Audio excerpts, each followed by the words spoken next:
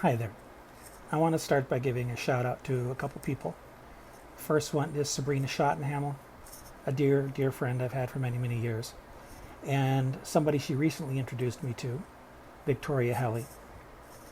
Victoria and I had a wonderful conversation about goals and so on. And one of the things I shared very candidly with her is increased difficulties I've been having with my health. More pain, more muscle cramps, increased difficulty using my hands.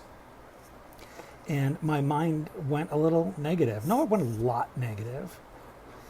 And I can't remember, she asked me, like, who did I look to, or what was my philosophy and so on. And I mentioned Stephen Hawking, who passed away a couple of years ago, a renowned theoretical physicist who had ALS, Lou Gehrig's disease, and lived for decades in a wheelchair, unable to talk, using a computer program with a computer voice in order to communicate things.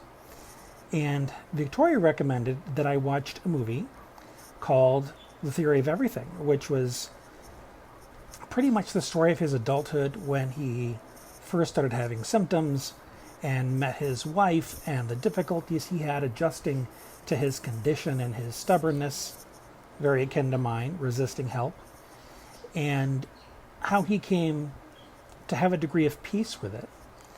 And there was this wonderful quote. The movie ended, spoiler alert, in case you plan on seeing it, is somebody asked him if he had a philosophy of life. And there's a quote here I'm going to read to you. He said, "However difficult life may seem, there is always something you can do and succeed at. It matters that you don't just give up." And I'll tell you, there have been many times where I've gone to bed at night feeling absolutely miserable, saying to the universe, you know what, if I died tonight, I'd be cool with that. I think I've done enough.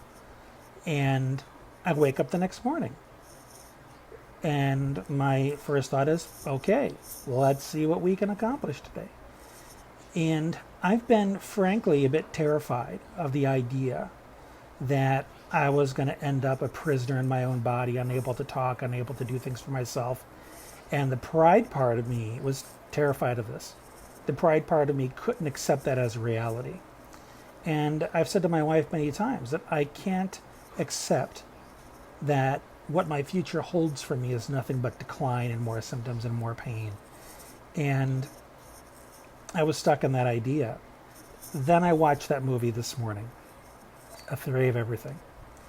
And one thing that I saw Stephen emphasize, two things he emphasized, just by modeling them, was maintaining a sense of humor, no matter what the circumstances, and he had a great wit, but also focusing on what you can succeed at. And what he could succeed at is his mind was still intact. He was able to think big and reflect and come up with new ideas and communicate them. And it occurred to me, man, I can do that too. The stuff I ponder are the big life questions. How do we find meaning? What is our true self? How do we connect with each other? So whereas he focused on, where did it all begin? What was the history of time? What is the nature of time? Did time have a beginning and end? I think of stuff in terms of, how do we connect better with each other? How do we feel more connected with each other, with the universe, with everything? So that we're not locked into our bodies, but are connected in real time to the abundance of the universe that makes us realize that we are bigger than this. We are bigger than this body.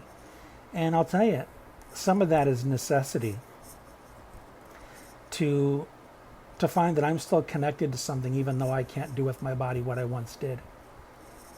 And it's wonderful how serendipitous it was that Sabrina introduced me to Victoria, not knowing she was going to tell me this stuff and recommend this movie. I just love how serendipity works. When you feel like you've hit a wall in life and you're not quite sure what the next step is or where to go from here, and then somebody shows up with exactly what you need when you need it. It's just a marvelous way that the universe works. I can't explain it. Some people call it law of attraction and have names for it. All I can do is extend gratitude for it. That's one of those things I'm comfortable not understanding or explaining. If somebody else wants to figure out how those little things work, all the more power to you. But I'm just grateful that those things do work. And I see now that Sabrina is watching. Sabrina, you're going to want to go back in the beginning because I gave you a big shout out for something really wonderful that you've done for me. So I wanted to share this experience with you to first let you know not everything is all roses and sunshine in my life. And I go out of my way to make sure that I communicate that. I have hard days. I have days where I want to give up, where, not give up in the sense that I want to do something about it, but I want the universe to just say, okay, Bri, you've had enough crap. Time to bring you home or whatever. But each day I do wake up, I realize I've got to do something with it. Something, anything. Like Stephen said, there's always something you can do it and succeed at.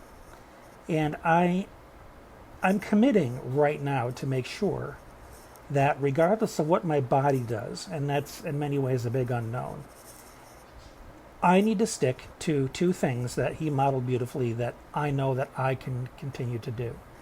I can continue to have humor, have laughter in my life, and I can continue to contemplate the things that I tend to come up with some pretty good answers for that people seem to appreciate. And as long as I can be successful at that, I can keep going. I've got meaning. I've got something to do. I've got a reason to get up every morning. So that's where I think I'm going to leave it. And hopefully this is going to be useful to all of my other friends and people that I network with, people in my community that struggle with physical challenges, that see their abilities to do things physically that they once did and are grieving that and bludgeoning themselves and hating on life, thinking this is terrible, this is not fair, why is this happening to me? I do that stuff all the time too. But remember what I've shared in this. Remember what Dr. Hawking has modeled for us, in that if there's still something you can do and succeed at, make that your focus, make that your purpose. Then regardless of what your body's doing or not doing, you've still got reason to be here and still something to put out there in the universe. So thank you again, Sabrina and Victoria, for being two very important bright lights in my life right when I need it. I'm looking forward to continuing our friendship and learning from both of you. And until we talk, again, this has been Brian. Thanks for being you. And remember, no matter what's going on in your life, you're always good enough.